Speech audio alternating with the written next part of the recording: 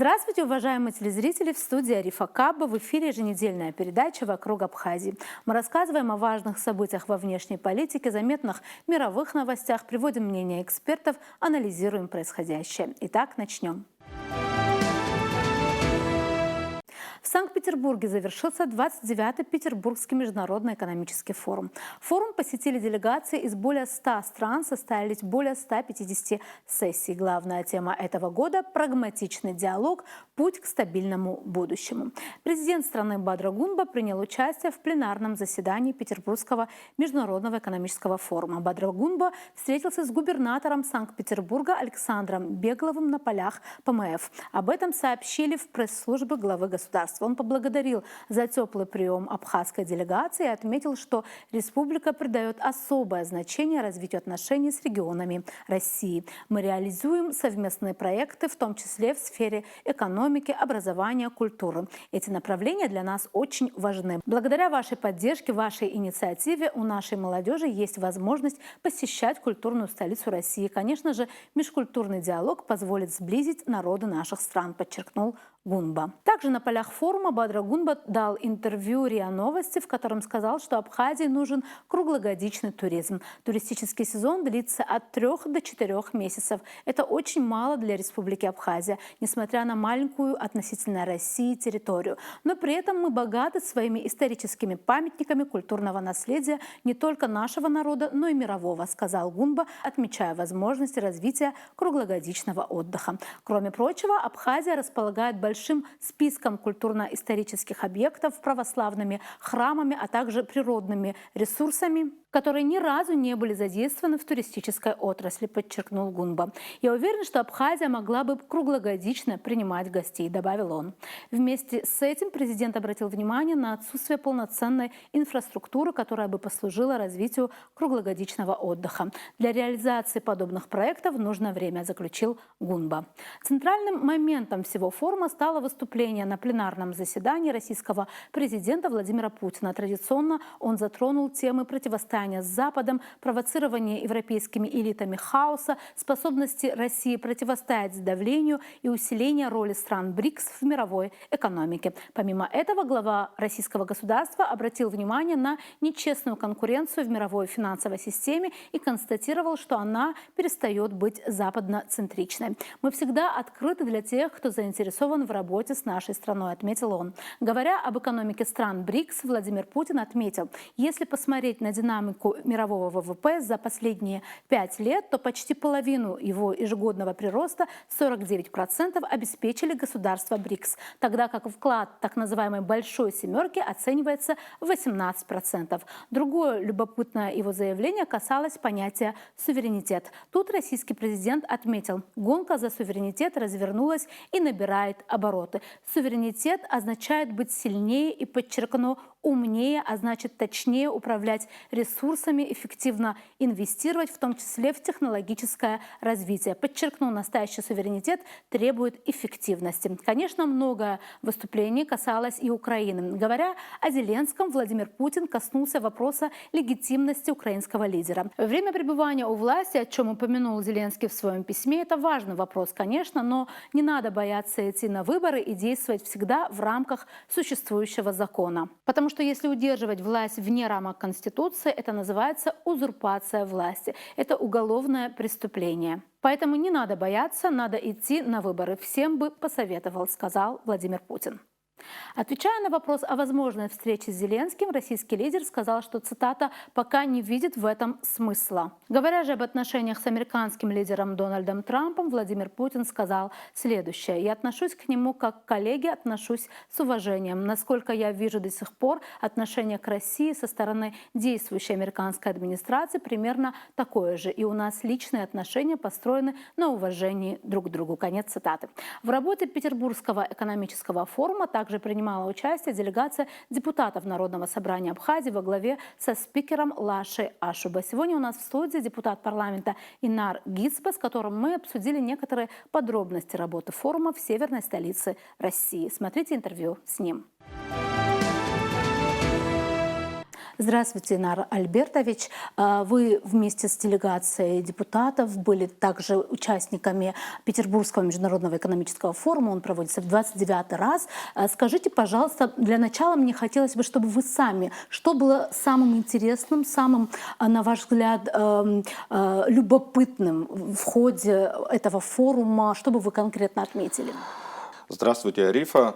Ну, если честно, что-то одно выделить крайне сложно, потому что программа форума, она достаточно разнообразна и насыщена. Конечно, он экономический форум, в основном большинство повестки посвящено экономическим вопросам, развитию экономики, состоянию экономики, но тем не менее, конечно, говоря об экономике, большое количество времени и тем, которые там представлялись к обсуждению, посвящено было и политике. Но помимо вот экономики и политики очень много говорилось и о развитии современных технологий, о влиянии современных технологий, да, на сегодняшний мир, на процессы, которые происходят, как это все трансформируется, тот же искусственный интеллект и различные другие инновации.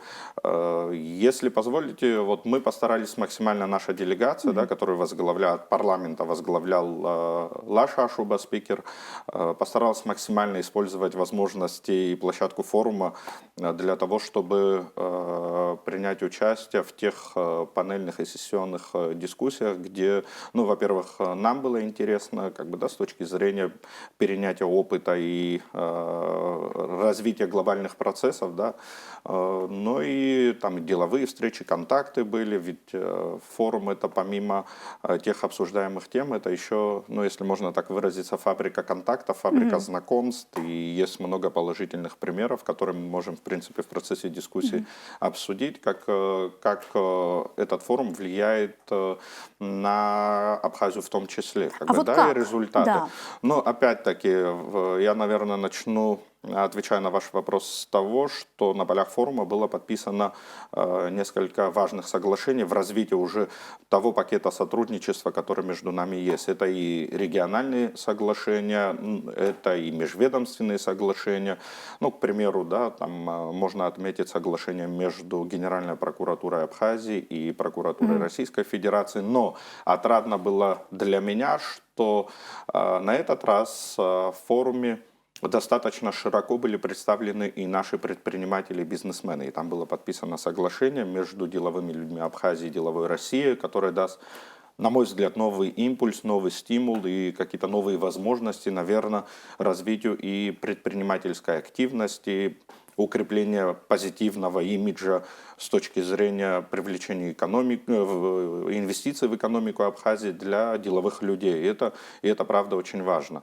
Вот, встречали в рамках, да, там, работы на форуме ребят, которые впервые от Абхазии в качестве бизнесменов там принимают участие, и их пакет знакомств и телефонная книжка, я уверен, там мы подводили такой вот промежуточный как бы итог работы абхазских представителей на этом форуме, как бы дает основание полагать, как бы, да, что вот эта телефонная книжка и список контактов у них расширится, что несомненно принесет пользу и их персональной деловой активности, но и, конечно же, это будет иметь и мультипликативный эффект вообще для развития экономики Абхазии. А если бы, например, остановиться на каких-то панельных дискуссиях, в которых вы участвовали, вот тут что бы вы выделили, что вы вспомнили? Главное, конечно, это пленарное заседание, конечно, оно такой, ну, вот фундамент Питерского международного экономического форума, да, там было выступление главы российского государства, а потом, само собой, как бы прошла дискуссия. Интересная, конечно, была дискуссия по актуальным проблемам, но я бы хотел отметить, вот позже, если позволите, я вернусь к панельным другим дискуссиям, которые проходили там прям в режиме нон-стоп на площадках форума за эти 3 дня. Но тем не менее я хотел бы отметить то, что было большое количество участников из зарубежных стран, в том числе и из тех, которые, ну, пытаются представить Россию в качестве страны, изолированной от международной интеграции, от международного общения. Да. Не было, да, ощущения изоляции? Абсолютно не было никакого такого ощущения. Да, там главным страной-гостем была Саудовская Аравия, и вокруг, конечно, Саудовской Аравии было там гораздо больше, наверное, все-таки внимания, но тем не менее, например, за долгое время, за долгого отсутствия была представлена делегация и Соединенных Штатов Америки. Как бы это многие отмечали, и даже на пленарном заседании об этом говорилось тоже отдельно.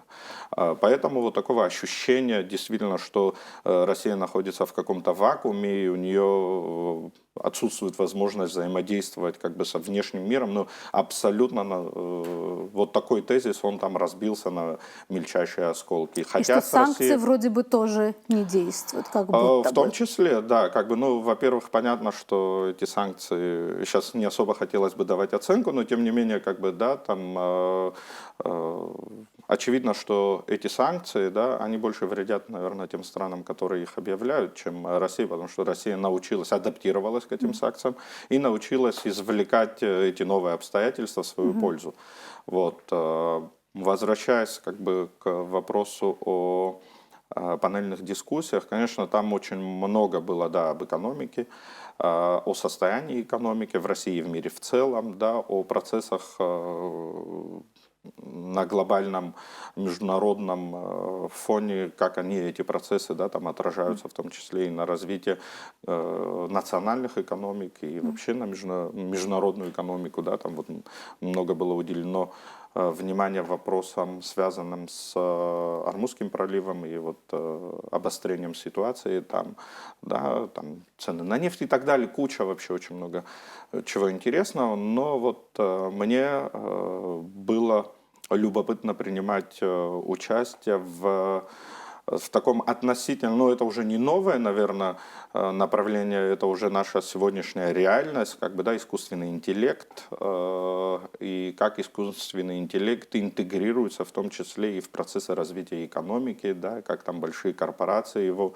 внедряют, да, заменит ли искусственный интеллект человека, и вот я могу похвастаться, с вашего позволения, там вот это обсуждение мне тоже лично предоставило возможность познакомиться с Татьяной Черниговской, да, но она заслуженный, признанный авторитет в этой и многих других областях.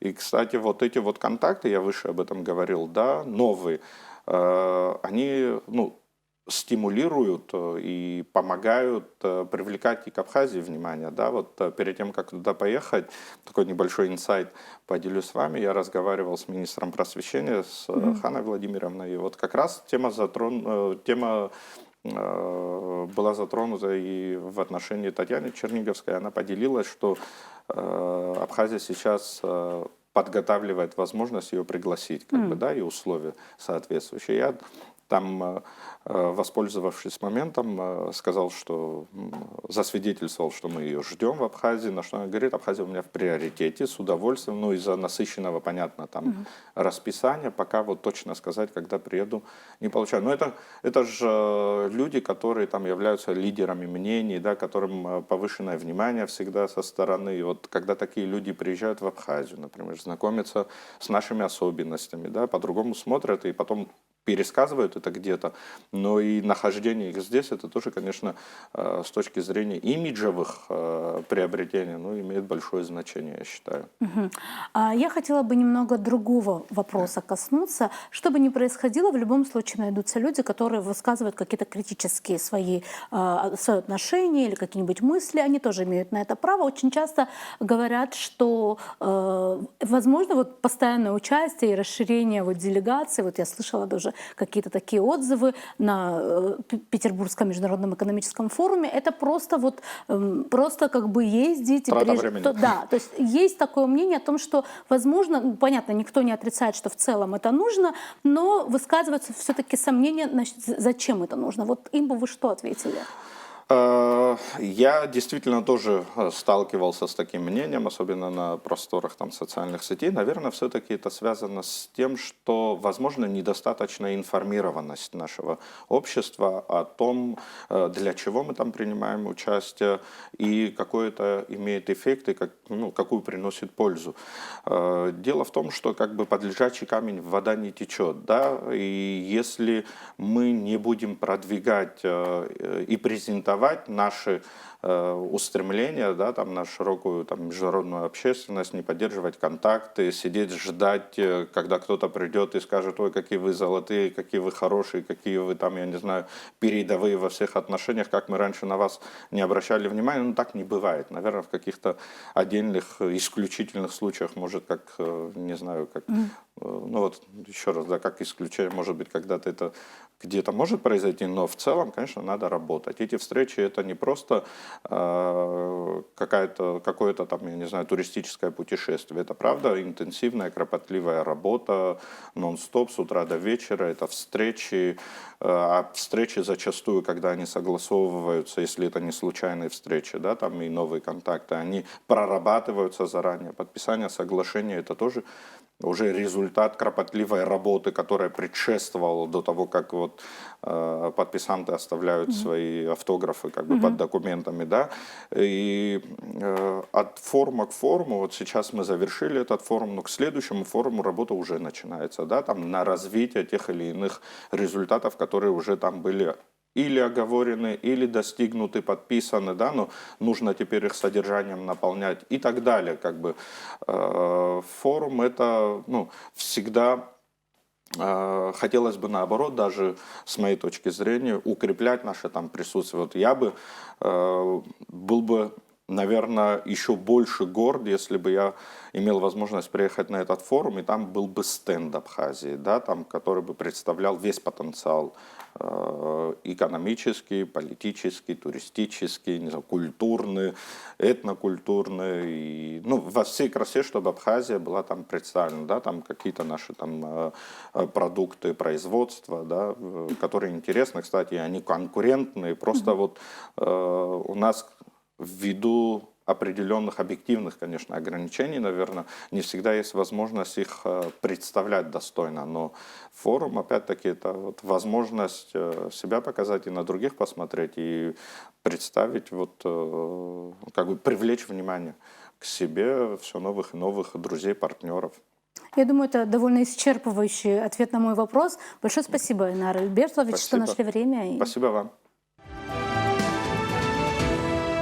К другим темам МИД Республики Абхазия дал официальный комментарий в связи с принятием очередной ангажированной резолюции Генеральной Ассамблеи ООН о положении так называемых внутренне перемещенных лиц и беженцев из Абхазии и Южной Осетии. Принятая 4 июня 2026 года на 80-й сессии Генеральной Ассамблеи ООН очередная ангажированная резолюция по беженцам из Абхазии и Южной Осетии представляет собой сугубо политический жест, полностью оторванный от реальной заботы о правах человека. Налицо результат скоординированного давления коллективного Запада, стремящегося любыми путями искусственно удержать грузинскую повестку в фокусе внимания, говорится в заявлении. Главным изъяном этой резолюции, полностью лишающей документ практического смысла, остается ее тотальная однобокость, считают в нашем МИД. Процедура обсуждения в очередной раз прошла по глубоко дискриминационному сценарию. Республика Абхазия традиционно не была выслушана на Генеральной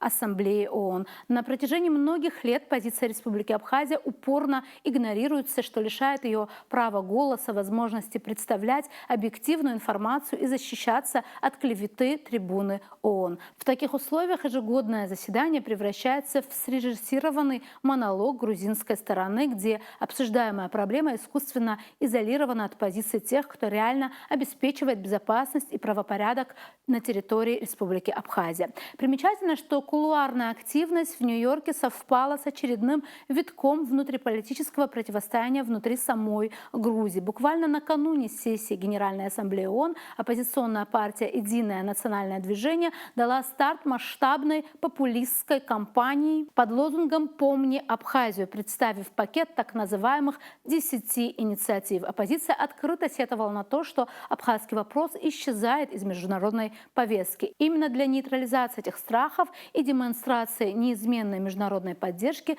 западные покровители Грузии мобилизировали максимальный дипломатический ресурс в ООН, пытаясь искусственно реанимировать угасающий интерес к грузинским притязаниям, говорится в заявлении. Кстати говоря, к теме кампании Единого национального движения мы вернемся в одном из ближайших эфиров. А пока продолжаем передачу.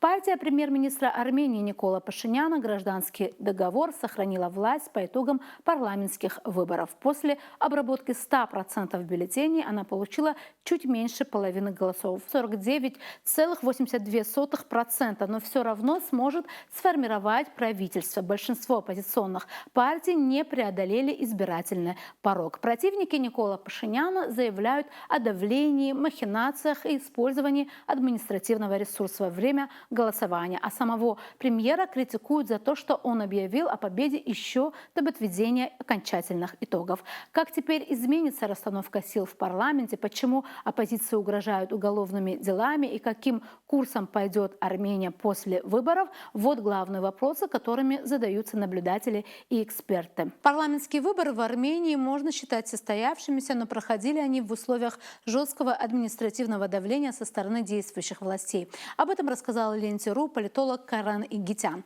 По его словам, десятки сторонников и кандидатов оппозиционных партий, в частности «Сильной Армении», были задержаны или арестованы по уголовным делам.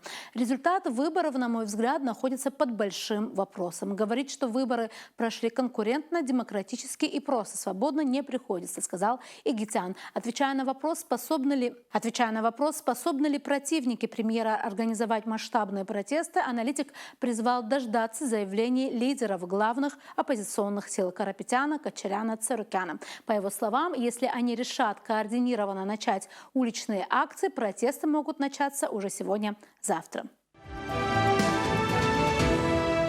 На этом у нас сегодня все. Будем продолжать держать руку на пульсе событий. До новых встреч в эфире.